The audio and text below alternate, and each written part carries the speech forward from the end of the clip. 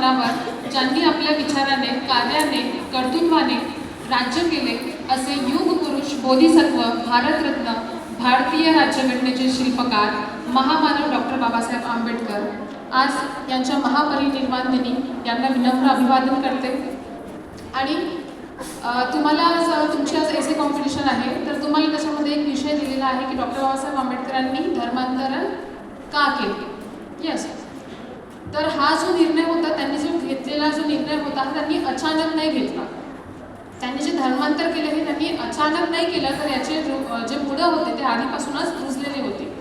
तर आपण सर्वांना माहिती आहे की डॉक्टर बाबासाहेब आंबेडकरांनी महाडचा 14 सत्याग्रह केला होता, 14 तळ्याचा, आणि त्याचनंतर काळाराम मंदिराचा सुद्धा काय केला होता, मंदिर प्रवेशाचा सत्याग्रह केला होता।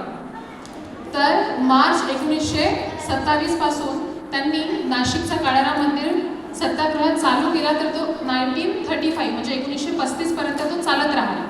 म्हणजे मंदिरमध्ये अस्पृश्यांना प्रवेश करण्यासाठी किती वर्ष लढावे लागले, तर 5 वर्ष ते लढत राहिले। परंतु जे कर्मठ ब्राह्मणवादी लोक होते, जे ब्राह्मण लोक होते, यांनी काय केलं की पुरेपूर प्रयत्न केला की मंदिरामध्ये आपल्या अस्पृश्य लोकांना काय नाही मिळालं पाहिजे, प्रवेश नाही मिळाला पाहिजे। येस, तर काय झालं की आपल्याला माहितीच आहे की अस्पृश्य लोकांना कोणताच अधिकार नव्हता। तर बाबासाहेबांचं एक BBC लंडनवर एक त्यांनी मुलाखत आली होती। तर त्या मुलाखतमध्ये त्यांनी सांगितलं होतं की बौद्ध धर्म सोडून बाकी भारतामध्ये अन्य असा कोणताच धर्म नाही आहे की त्याच्यामध्ये तीन मूल्य आढळतात, आणि ते 3 मूल्य म्हणजे प्रज्ञा, करुणा आणि समता। आणि त्याच प्रकारे स्वातंत्र्य, समता, बंधुता आणि न्याय या गोष्टींचा सुद्धा काय आहे, अन्य धर्मामध्ये काय आहे, अभाव आहे। आणि त्यांना ते कुठे मिळाला, फक्त आणि फक्त बुद्ध धर्मामध्ये। आणि बुद्ध धर्म हा असा धर्म होता, हा असा धर्म आहे की ज्यामध्ये पहिल्यांदा असं झालं की स्त्रियांना दीक्षा देण्याचा किंवा घेण्याचा काय मिळाला, अधिकार मिळाला। आधी जे ब्राह्मण होते ते फक्त जे मेल होते, जे पुरुष होते, यांनाच फक्त ब्राह्मण म्हणजे पंडित बनता येत होता, स्त्रियांना अधिकार नव्हता। परंतु तथागत गौतम बुद्ध यांनी प्रथमतः महिलांना अधिकार दिला की ते काय करणार, महिला त्यांच्या धर्मामध्ये काय करू शकणार, दीक्षा घेऊ शकतात। आणि त्यानंतर 14 ऑक्टोबर 1956 साली ज्या दिवशी त्यांनी काय केलं, धर्मांतर केलं, त्याच्या आदल्या दिवशी त्यांनी एक पत्रकारांची काय बोलावली, मीटिंग बोलावली। आणि त्यामध्ये सांगितलं की बौद्ध धर्म ते का स्वीकारत आहे। तर त्यांनी सांगितलं की बौद्ध धर्म मी याच्यामुळे स्वीकारत आहे कारण तो धर्म काय आहे, मनुष्यपण मिळवण्याचा काय एक प्रयत्न आहे। त्यानंतर 1935 साली त्यांनी अस्पृश्य परिषद होती, कुठे, येवला इथे। तर त्यांनी तिथे सांगितलं की अस्पृश्य राहून आम्हाला मंदिर प्रवेश करता येणार नाही, आणि म्हणून मी आज काय घेत आहे, आज मी घोषणा करत आहे की मी हिंदू म्हणून जरी जन्माला आलो तरी मी हिंदू म्हणून मरणार नाही।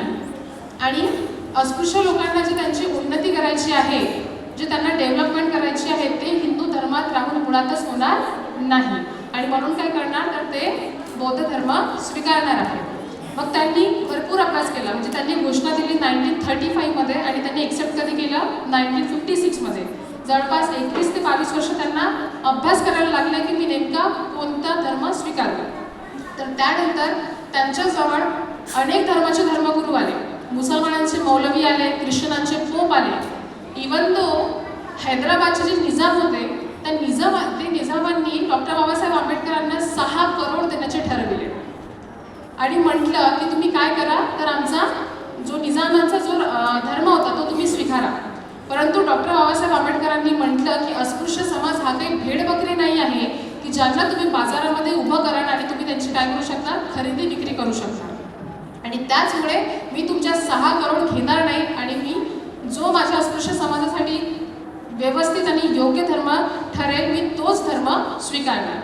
आणि त्यानंतर मी स्वतःला ब्लेस समजते, आणि आपण सर्वांनी पण समजायला पाहिजे की अमरावती शहरात डॉक्टर बाबासाहेब आंबेडकर आलेले होते।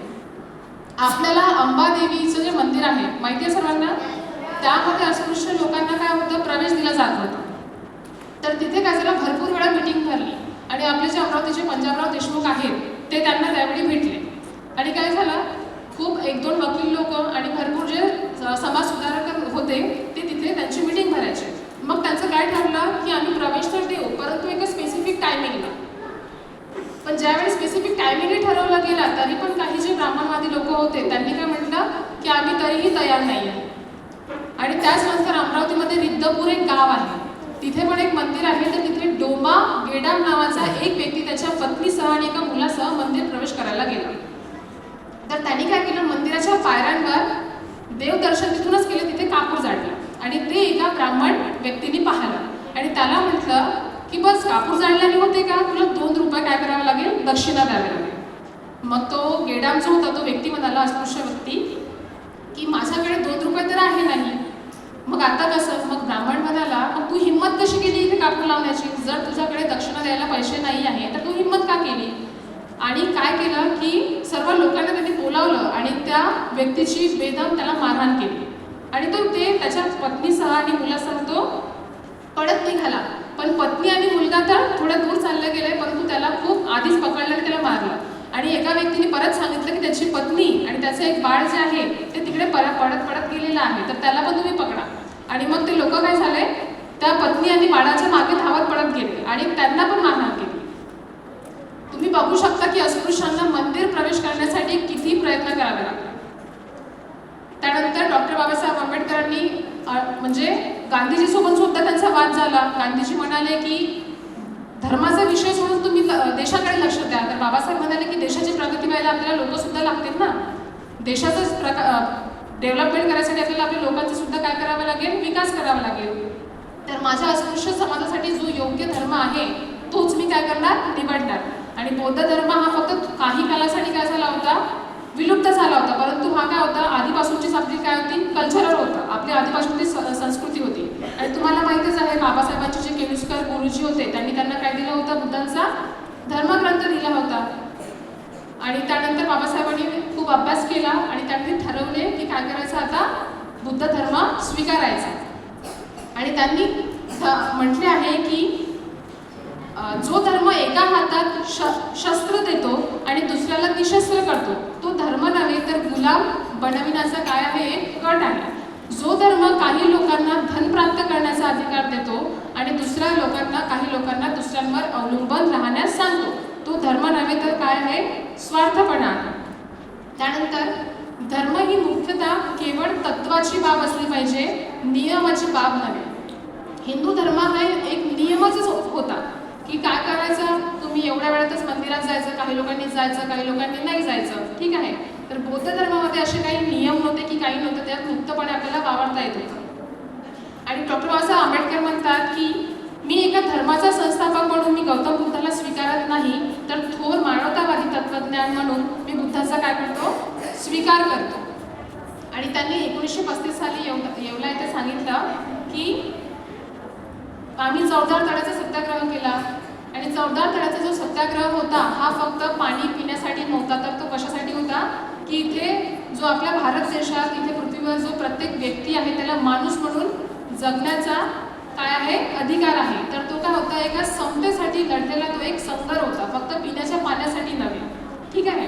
आणि त्यानंतर मग बाबासाहेबांनी 14 ऑक्टोबर 1956 साली नागपूर येथे काय घेतली, दीक्षा घेतली. आणि गौतम बुद्धांनी फक्त 5 लोकांना दीक्षा दिली होती, तर डॉक्टर बाबासाहेब आंबेडकरांनी नागपूर येथे 5 लोकांना दीक्षा दिली होती.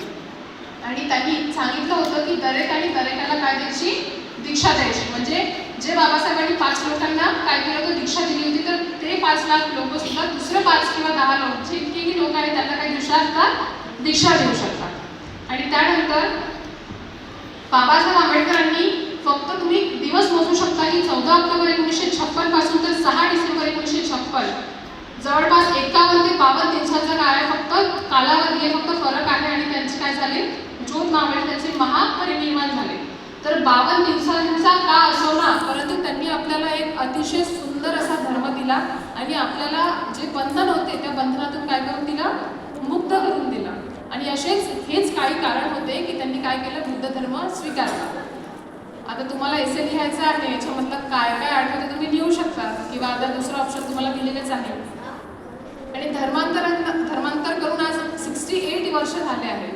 तर 68 वर्षानंतरही बाबासाहेबांना अपेक्षित असलेला बुद्धांनी सांगितलेला बुद्ध विचार खऱ्या अर्थाने आत्मसात झाला आहे का, आचरणात आला आहे का, यावर चिंतन करायला पाहिजे. आणि माझी अशी इच्छा आहे की तुम्ही प्रत्येकाने ते चिंतन करायला हवे की आपण खरंच तो बुद्ध धर्म जो अपेक्षित होता बाबासाहेबांना तो आज आपण तसा चालू देत आहे की काही फरक आला आहे की काय.